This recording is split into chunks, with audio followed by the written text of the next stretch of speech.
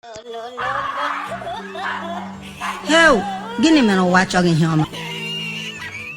dogs are fighting over the meat, and as they focus on the fight, another dog comes and takes the whole meat.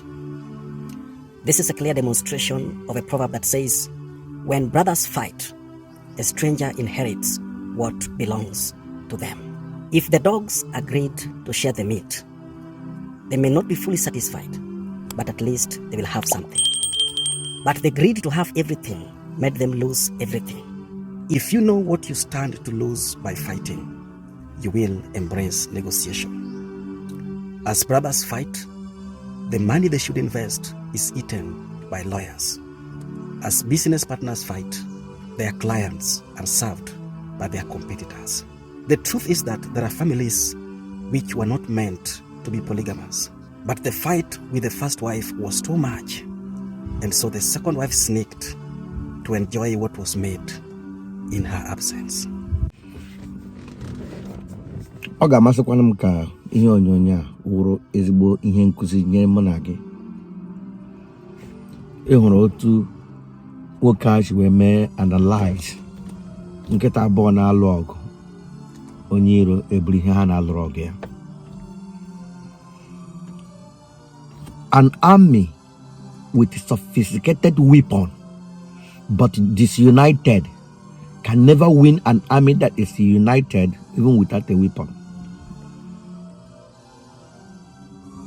The battle is not about how sophisticated you have, but how united you have matters a lot.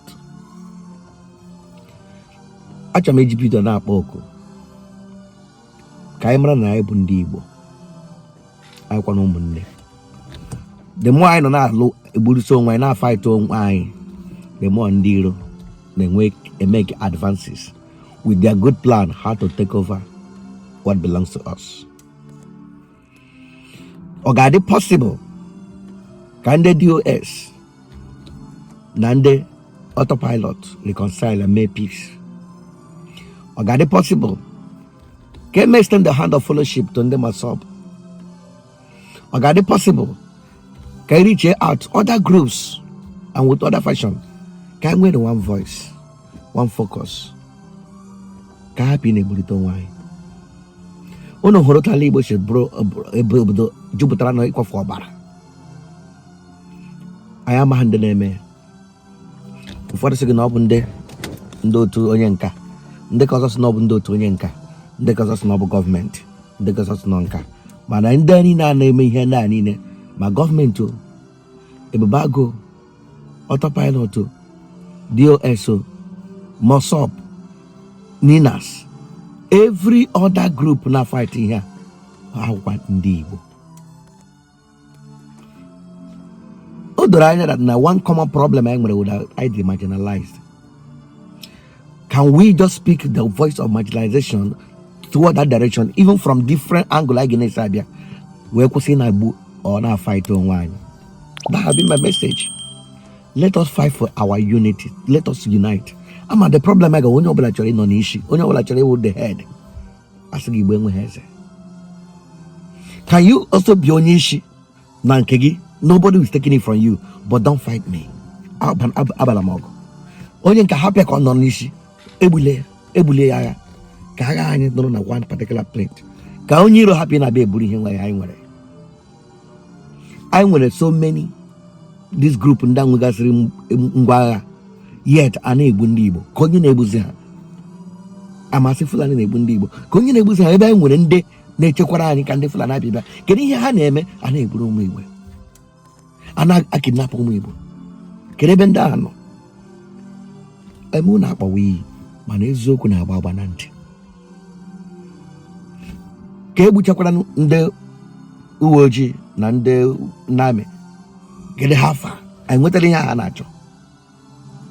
Biko, asị m na akpọrọ m, ekwere m na achọrọ m iwepụrụ ụlọ ọnụ, mana ahụ m onye Igbo, bụkwara onye ihe ndị Igbo na-ewute.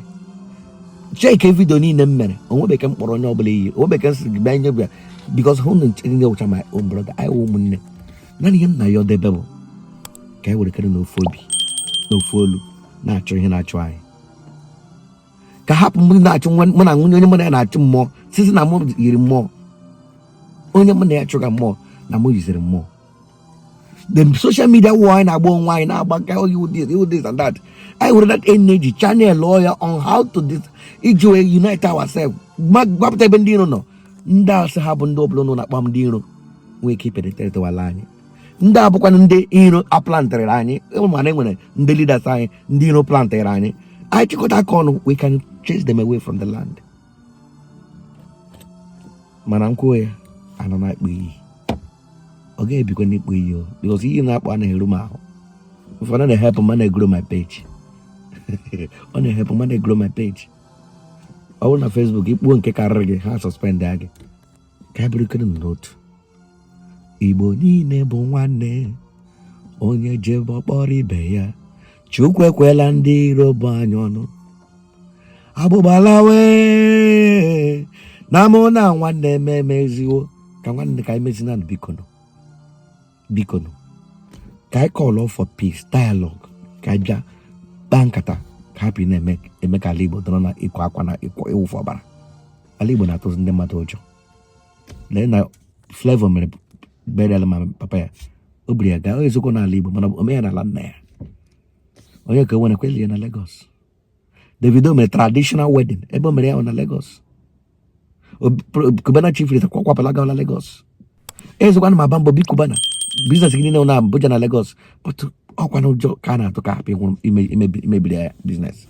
Biko nụ eji m Chukwu na-ayọ unu let us embrace peace. Eji m Chukwu na-ayọ ọ bụghị ịkpọ onye ọbụla ya, ọ bụghị eji m Chukwu na-ayọ unu. Can we embrace peace? Ka ihe gbasara nkịta bụrụ nkụzi ihe nye m na gị ka m kwudowe ya otu a but gee ntị ihe Maazị Nnamdi Kanu kwuru. I've said it before and I will repeat what I said. If we engage in killing, Biafra will not come. That is one cardinal thing you don't do in Biafra. And go and ask anybody. Anytime you shed an Igbo blood, you kill a fellow Biafran, anything you're looking for will not come. Go and ask all of them. Starting from the death of Mbono Ojike. People don't know how Mbono Ojike died. The man responsible for the death of Mbono Ojike, where is he? Everything he asked for, he got nothing.